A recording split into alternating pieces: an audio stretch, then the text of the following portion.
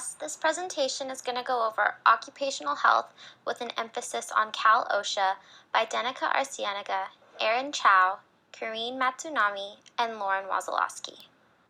Taken straight from our textbook, it states that occupational health deals with the detection and prevention of diseases that arise from the work environment. Recognition of occupational health became a topic of discussion dating all the way back to the time that Hippocrates was alive, when he expressed that there were hazards associated with working with lead and metal. Around the 1700s, there was a man named Bernardo Ramazzini who became known as the founder of occupational medicine. He was essential to the development of this field of study because he was able to identify and describe the manifestations of workplace diseases among various types of workers.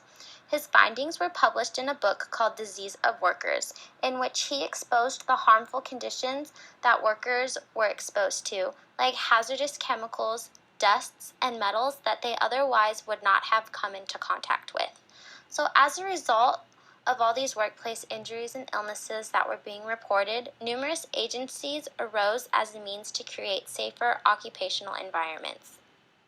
Cal OSHA stands for the California Division of Occupational Safety and Health Administration, and their primary objective is to protect and improve the health and safety of workers of California. They also work towards making safe environments for those who find themselves as passengers on elevators, tramways, and even amusement park rides. And how they accomplish this is by setting and enforcing the standards that workplace environments must follow. They also provide outreach educational trainings on occupational health and assistance when needed. And the third thing that this agency does is issue permits, licenses, certifications, registrations, and approvals that pertain to workplace safety. Cal OSHA's main goal is to provide safety to the workers of California, and they accomplish this through their secondary goals and responsibilities. So when a workplace hazard is filed with Cal OSHA, it is their job to go in and investigate the violation to determine what actions must be taken. They also go into workplace environments that are classified as a high hazard industry, meaning that they have high rates of illnesses or injuries, and they perform inspections to make sure that they are meeting all regulations. After an investigation has taken place to identify occupational hazards, Cal OSHA will then issue citations, special orders, and orders to take special action depending on the results of the reports. And in places where there are imminent occupational hazards, this agency has the authority to come in and prohibit operations from occurring. Cal OSHA has jurisdiction over just about every workplace in California, making it the main government agency that inspects California's occupational environments to make sure that they are in accordance with all regulations to provide safe environments for their workers. Hi, my name is Karine Matsunami, and I'm going to be talking about the organizational size and jurisdiction of Cal OSHA. Cal OSHA is divided into two branches, which are enforcement and consultation services. And I will go further into details of those two branches in the later slides. But for now, those two branches are further divided into 15 to 18 units, and some of the examples of the units are listed down below. Cal OSHA has jurisdiction over almost every workplace in California. That means Cal OSHA is the main government-run agency to inspect California's workplaces for occupational safety and health violations. However, Cal OSHA actually lacks some jurisdiction in the workplace where other state is controlling. So in other words, Cal OSHA has control over almost all the workplaces where California is controlling. Types of monitoring. So Cal OSHA's enforcement branch is like the main group that is doing the monitoring, because what enforcement branch does is inspection, investigate complaints, use of citations and fines, order prohibitions, and they also do licensing and approving. And let's just say that inspection is like the direct monitoring of all the workplaces. And Cal OSHA usually runs targeted inspections at workplaces with high hazard so that Cal OSHA can ensure the worker's safety by catching anything suspicious at a stage where accidents and injuries can still be prevented.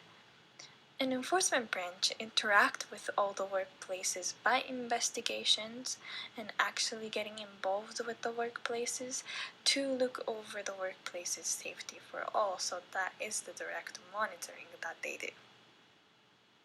Outside of the monitoring, Cal OSHA has 3 major control measures, which are setting and enforcing standards, providing outreach and educations to people, and then they also use licenses, certificates, permits, registrations, and approvals. Standard is like regulation.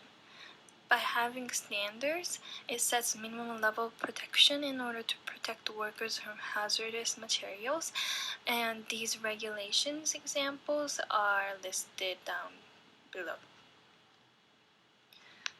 Like the enforcement branch was responsible for monitoring, control measures are taken by consultation branch. Consultation branch provides on-site visits, telephone support, provides educational material, and they also run educational programs also. Consultation allows for improvements and preventions by ensuring the baseline of workers' knowledge and work safety. Educating the workers brings out the awareness in the workers of what's dangerous and what's safe, and by doing so, it naturally leads to protecting the work safety. In terms of environmental indicator for monitoring, the California OSHA have sensors of fatal occupational injuries, high hazard unit, mining and tunneling unit, collect data statistic about labor conditions in California, inspecting workplaces at high risk of injuries and illnesses, and monitor safety of mine operator and tunnel and underground mine constructors. The Heat Illness Prevention Network monitor outdoor working conditions to prevent overheating. The elevator unit monitor the operation of elevators. Pressure vessel unit monitor boilers, air tanks, operators' safety. When using the DPSEEA model to discuss the California OSHA program driving forces, factors that trigger the environmental process is agricultural development, technology, population growth, urbanization, and economic growth. These driving forces create pressure that modify the occupational environment through certain activities such as polluting industries, disposing of waste products, constructing outdoor agricultural works, consumption of fuel, spraying pesticides on crops, and metal heating works. Under these pressures, the state of occupational conditions will change. There will be lead-contaminated sites, infectious waste, and pesticides found in the air, food, and water, materials containing asbestos and carcinogen, levels of gas, fire, and other hazards in construction sites. Workers will be exposed to the modified state of workplaces as they inhale the toxic chemical in the air, eating, drinking food or drink contaminated with pesticides, direct skin contact with UV lights of the sun, exposing to dangerous constructing heights and disease-causing pathogens. As a result, some health effects that workers will encounter are accidental falls, injuries, burns, skin diseases, pulmonary diseases, high lead concentration in blood, birth defects, cancer, and other diseases. In terms of action, the Cal OSHA has required employers and employees to file a complaint about workplace hazards, conducting on-site hazard investigation without advance notice. They also established injury and illness prevention program, where employees are provided training and instruction for safety at work. Pros and cons on occupational health. Pro number 1. Surveillance programs on site. For example, Cal OSHA interviews employees, observes hazards, takes measurements, and takes as many photographs as necessary. Another pro is the PPE, personal protective equipment that is known as an apparatus, is designed to protect employees from illness from contact with chemicals, radiological, or anything electrical. Cons. Number 1. High rate of unspecific cancer and diseases.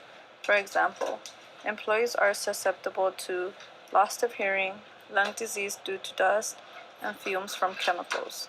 2. Unsafe working conditions. Unfortunately, workers still run risk of injuries in the work field. For example, they may injure their back for improper lifting. One must always be precautious. 3. Right to refuse hazardous work. Performing work would violate Cal OSHA's health or safety regulation. 4. Right to document and record. Employees have the right to receive copies of written information about hazard in their workplace. Cons. Economic toll is still a huge thing in the United States. In the US, the direct cost of injuries or non-fatal injuries are still high to cover. The US spends billions on disabilities. Question number 1. The DPSEEA affect direct health consequences California's workers will encounter hazardous exposures such as burns, cancers, and birth defects. Question 2. Occupational health refers to. Question 3. Who was the founder of occupational medicine? Question 4. Cal OSHA stands for. Question 5. Cal OSHA's job is to. Question 6. Which is not a secondary goal of Cal OSHA? Question 7. Consultation branch includes on-site visits, telephone support, and provides educational material and many more. Question 8. Action in the DPSEE refers to actions that have been taken by the organization Cal OSHA to counteract with occupational health effects. Chapter 12. Occupational Health. Question 1 is defined as those health outcomes that are caused or influenced by exposure to general conditions or specific hazards encountered in the environment. Question 2. Dr. Alice Hamilton publicized dangerous occupational conditions. Question 3. Chemical exposures have been associated with. And question 4. Musculoskeletal disease refers to an injury or disorder of the muscle, nerve, tendons, joints, cartilage, or spinal cord. Question 1. What are 2 devices to protect hearing? Question 2. The best methods for control of occupational hazards is primary prevention includes engineering controls, modifications of work practices, and administrative controls. Question 3. Public surveillance is not necessary to collect database in the work field. Question 4. The inspector walks around the site, observes hazards, interviews employees and supervisors, reviews written records, and takes measurements and photographs as necessary. Thank you for listening to our presentation on occupational health with an emphasis on Cal OSHA.